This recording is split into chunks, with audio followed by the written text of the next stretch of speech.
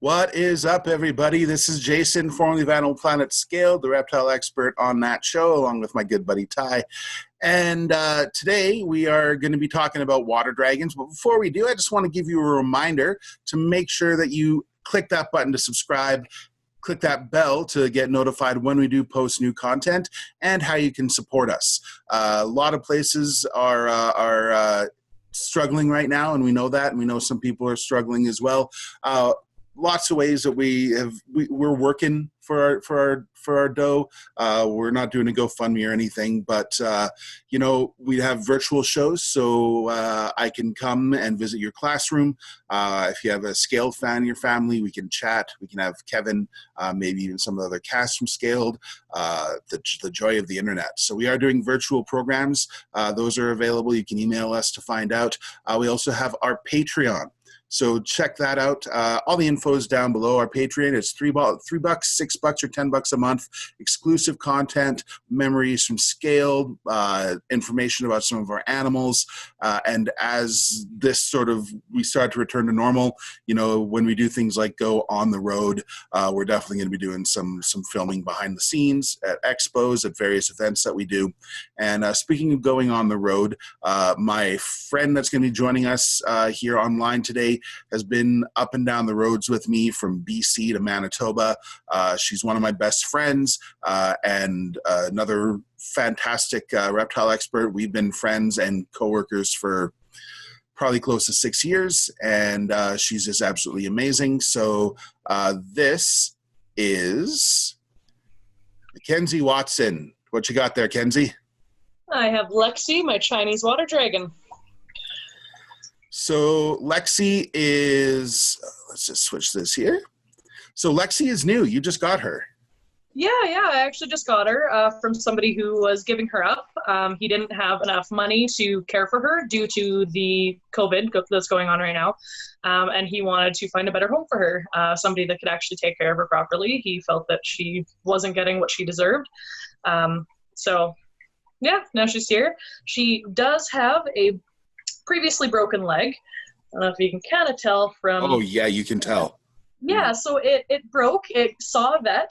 It has healed, but it healed a little wonky. It healed kind of backwards there. She still uses it. She still has feeling in it. She can still move all of her toes and everything, and she still gets around and hunts like crazy. So definitely doesn't really affect her. It kind of shows how resilient reptiles can be, even with a fairly good break like that.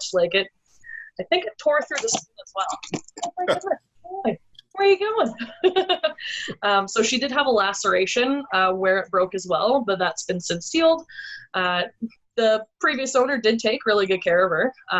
She seems otherwise pretty healthy. She does have a little bit of rub on her nose. I presume from glass. They do like to see their reflection and kind of go at it.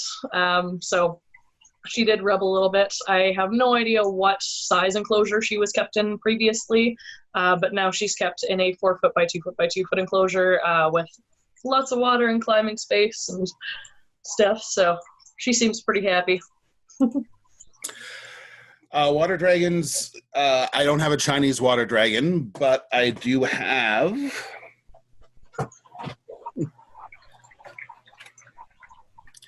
an Australian water dragon. So, both are called water dragons. They're not even really that closely related.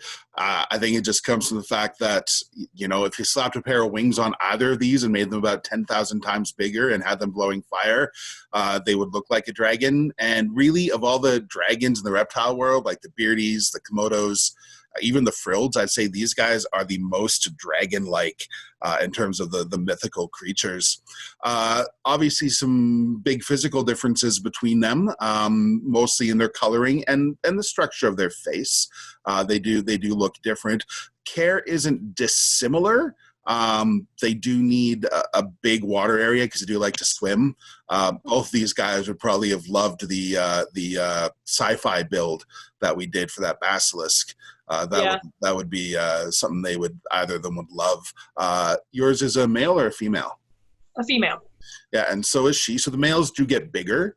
They also have much bigger heads. So that's one of the ways you can tell the difference. There is some sexual dimorphism there. The males, bigger heads. They get a lot more. With these guys, the males get this nice red coloring underneath their neck and their chest. But water dragons, I think, can be rewarding. They just need to have the right owner, which is the biggest challenge, because they are not a easy animal. One of the big differences between these guys, Australia, settle down. I had to put mine on my shoulder. Australia does not allow the export of their animals. So she is 100% captive bred. I can pretty much guarantee yours is not. The water dragons are... Yeah, water dragons are taken out of the wild from China, from Asia. And so an Australian water dragon, because they are captive bred and they don't have the same like reproductive level of beardies, and sort of took a bit longer to get into interest in the pet trade, they run anywhere from like $500 to $800 for a juvenile, possibly more.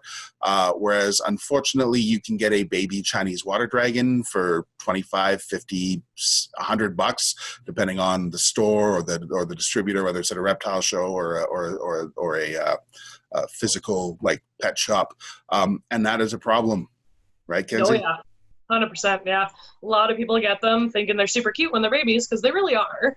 They are absolutely adorable and tiny when they're babies, and then they grow up. And if you don't handle them enough, if you don't spend enough time with them, they can be very difficult to deal with. They're incredibly fast. They have really, really sharp claws.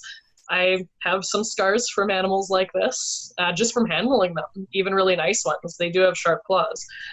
So if you don't know what you're doing, if you're not comfortable with dealing with them, then you're going to have a really stressed out animal that you can't handle, and it's going to be really tough. So. And they need that water area, either water you can change really easily, that's a big water dish, or set up a filtration system and a proper, like almost like a pond in their enclosure. 4x2 is sort of like the bare minimum. Not that you provide bare minimum, I know, but you just got him. But you know, I actually have one being built, so I have a bunch of new enclosures being built for everybody, and she's getting a 4x2x4. So it's 4 feet wide and 4 feet tall and 2 feet deep. So she's going to have a 2x2 water feature in the bottom of it. And we went out and got a ton of branches and stuff like that to decorate it with. And she's going to be really happy in there. So the Australian water dragons don't really seem to have the same issues. But as you said, sort of glass surfing and rubbing is one of the big issues with the Chinese water dragons. I've seen water dragons that have literally rubbed their snout off just about. She actually doesn't have the tip of her nose at all. Yeah. So that's another thing is you know, an enclosure made out of PVC, or you can I'm gonna switch so that we can see that a bit better. So yeah, you know, an enclosure built out of treated wood that can withstand the humidity, or PVC is the way to go with these guys.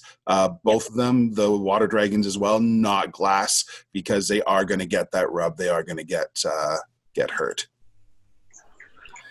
All right, guys, so that is Kenzie and I talking about water dragons, the Australian, which I'm holding, the Chinese, which Kenzie has. So again, don't forget to subscribe, guys.